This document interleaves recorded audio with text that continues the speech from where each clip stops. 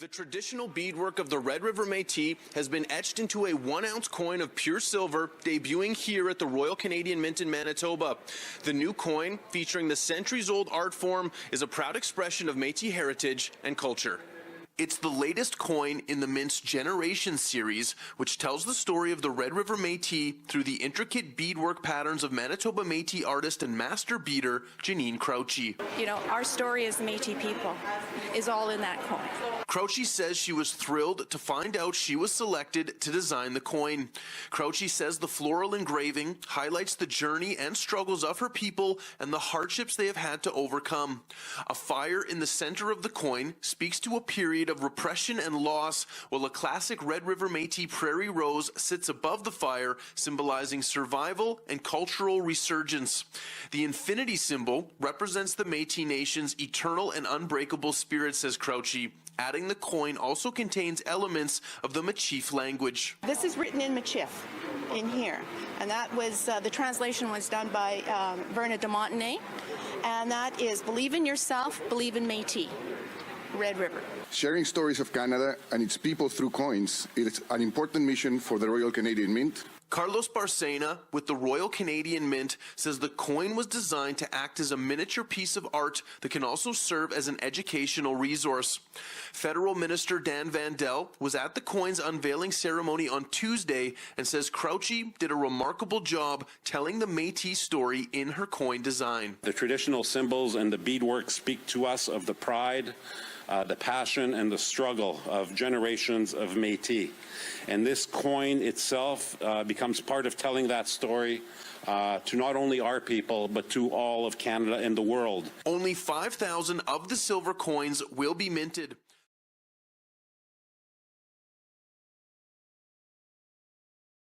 When people think of Canada, they often assume that the maple leaf is our official emblem. While the maple leaf is displayed proudly on Canada's flag, you might be surprised to find that our emblem is actually the beaver. You might think of the beaver as Canada's largest rodent or nature's engineer, but actually, it was one of the main reasons for European exploration into the northern and western regions that would eventually form a large part of Canada, and all because of fashion. In the 17th century, everyone in Europe wanted a beaver on their head, to wear as a hat, that is. After the long hairs were removed from the beaver pelt, the shorter hairs close to the skin were used to produce a soft felt that was durable, waterproof, and could be fashioned into hats of various shapes. The beaver population in Europe was almost extinct, but the hats were in such high demand that new sources of pelts were needed. Canada provided an excellent source. The French already had established a fur trade along the southern waterways. In 1670, a group of adventurers petitioned the King of England to grant them monopoly over the fur trade in Canada's north. The Royal Charter issued by Charles II created Rupert's Land, defined as all the land drained by rivers flowing into Hudson's Bay. To the north and west of early Canada, a unique political space existed for 200 years. A royal charter made the Hudson's Bay Company the internationally recognized government. It operated a vast trading network. It prohibited settlers and religious missions and recognized the sovereignty of hundreds of indigenous communities, as required by King George III's proclamation. Parliament tried several times to overturn the charter and open the territory to settlers without success. The border between the U.S. and HBC territories was called the Medicine Line because it had the mysterious ability to repel the U.S. Army and settlers. Men in the forts often married wives from powerful native families, but the fathers were not allowed to settle. They had to go to Montreal after every contract to get paid. Their mixed-race offspring often filled the gap created by trade and technology, the indigenous response to the industrializing world. They had a different approach to technology, communications, mobility. They held land individually, not collectively. They were not European, neither were they traditional First Nations, but they were wholly indigenous.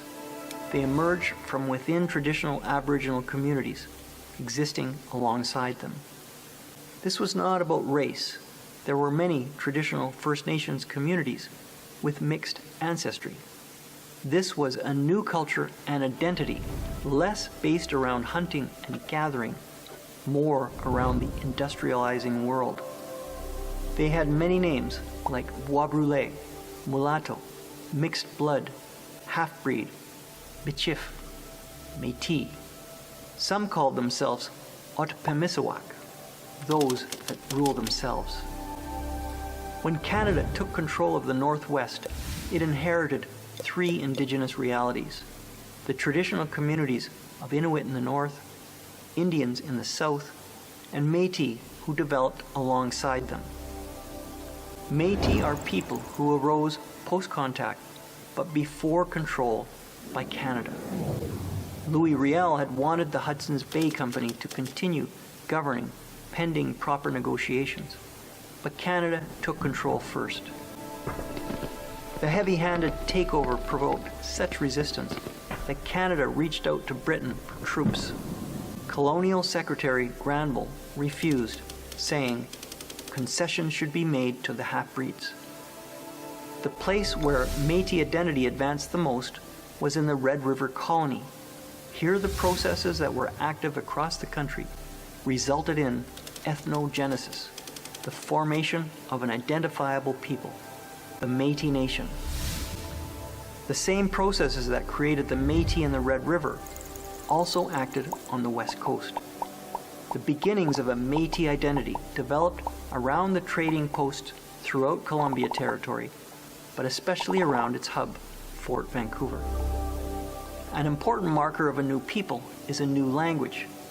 East of the Rockies, new Métis languages arose, like Bungi, Braille, French Cree, Métis French, but the biggest was formed from Cree and French, called Michif.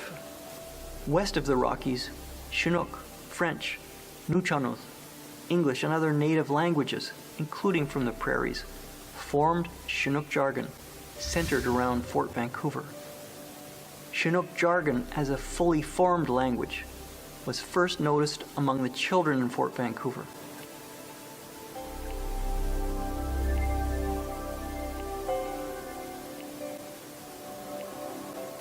They told the first linguists that the language evolved in the milieu of the Hudson's Bay Company, and it was spread through its trade networks. In 1841, 121 Métis from the Red River reached the West Coast to work on Hudson's Bay Company farms in return for land grants. The 1846 border treaty at the 49th parallel left many Métis in U.S. territory. What they had called Columbia was partitioned, an American Columbia and a British Columbia. Many stayed in the U.S. on their farms, but some went north. Chinook jargon spread widely throughout British Columbia, leaving hundreds of place names, a legacy of West Coast Métis.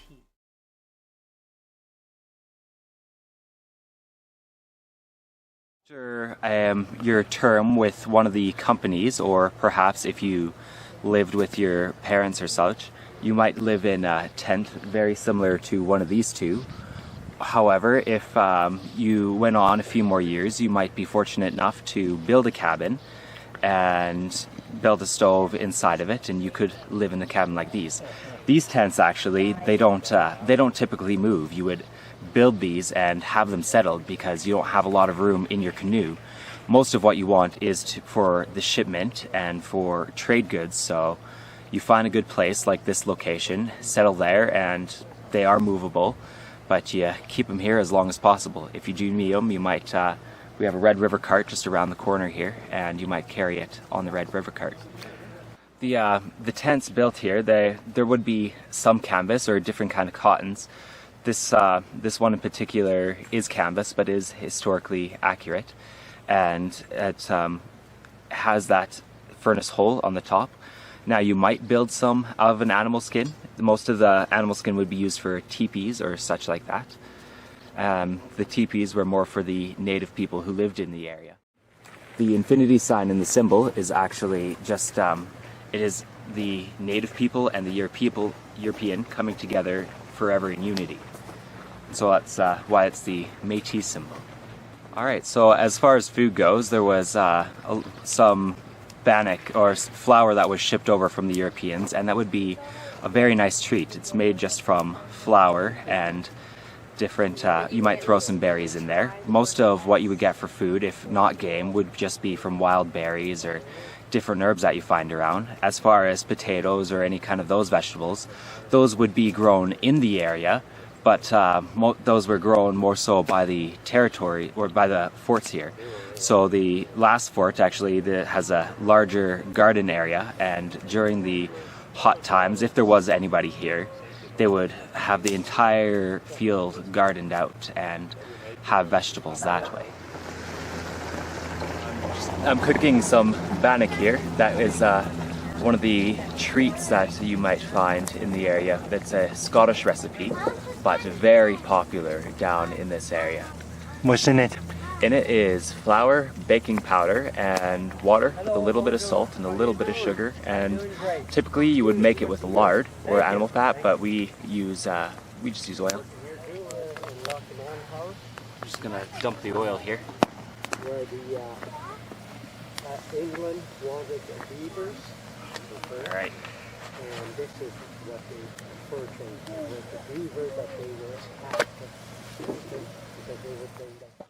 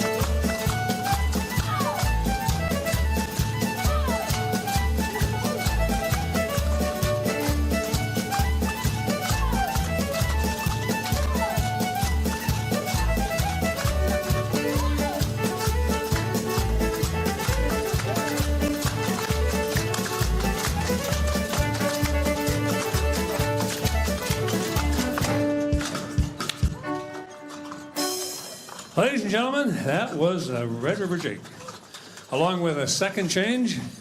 And to give you a bit of history, the Red River Jig was invented right here in Winnipeg at the Red and the Assiniboine Rivers, now known as the Forks, in the early 1800s to attract the fur traders into the colony to trade furs.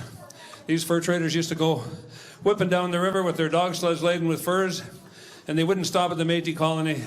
So these Metis people developed this jig. They went down to the river, did the jig. Fur traders would stop for a few minutes. Then they would stop for a few hours, overnight. A weekend turned into a 10-day festival that lasted for over 100 years, much the same as the Festival de Voyageur. Hi-ho! Like I say, we are the Ashram Stompers, and our mission is to help recapture and preserve the history of the Red River Jig. And to give you a little idea what the Red River Jig is like, most of you people here in Winnipeg know what the Red River Jig is like because a lot of you grew up with it. But when we did the Olympics and some traveling in Mexico and Scotland, we explained it like a song. There's a chorus and a verse and a chorus and a verse. And of course, all the choruses are the same and all the verses are different. And it's done the same as the Red River Jig. It's called, and the Red River Jig is called the Step and the Change. And to give you an example of the Red River Jig, please welcome our world champions, Felicia Morisseau and Ryan Richard.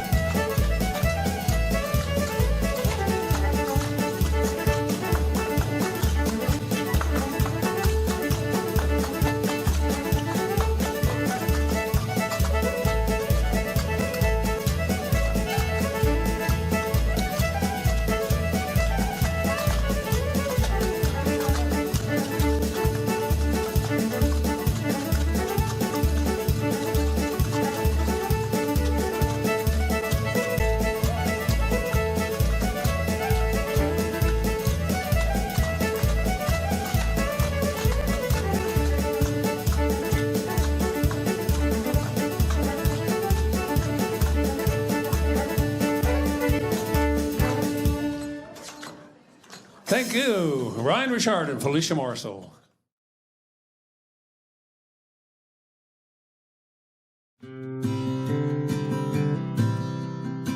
Every culture is identified by its art.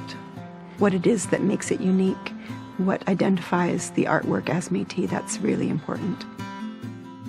Métis art is important to Métis people because it expresses some of the traditional art forms: capote making, sash making, beading, and weaving. They come from both European and Aboriginal art forms, but together they mesh into something new. I think that's what the Métis are proud of. Métis beadwork, the style came from the Grey Nuns teaching the Métis their folk art, their European folk art. They started getting the French embroidery patterns, seeing what they saw in nature, even telling stories in their beadwork. And so they came up with their own style of beadwork. We were called the flower beadwork people. Everything from the earth, so flowers, tendrils, leaves, berries, sometimes roots, all of that's in there. A lot of people don't really see the absolute craftsmanship of the Métis beadwork that these women were doing in the conditions that they were living in. They were hauling wood, they were cooking and cleaning, and yet they took the time to make these pieces of beadwork that were absolutely beautiful. The beads are so small that I've often wondered, how can you do something so intricate by coal oil lamp, by candlelight, or just by daylight, and probably without reading glasses? One of the teachings with beading is teaching patience, and it doesn't happen fast. There's no instant gratification in beading. There's life and there's a breath in the work that you're doing, and you have to slow down, and your heart rate slows down, and your breathing deepens, and there's just this connection that happens. I love the sound of the thread being pulled up through the fabric, through the hide. There's just something so alive about it.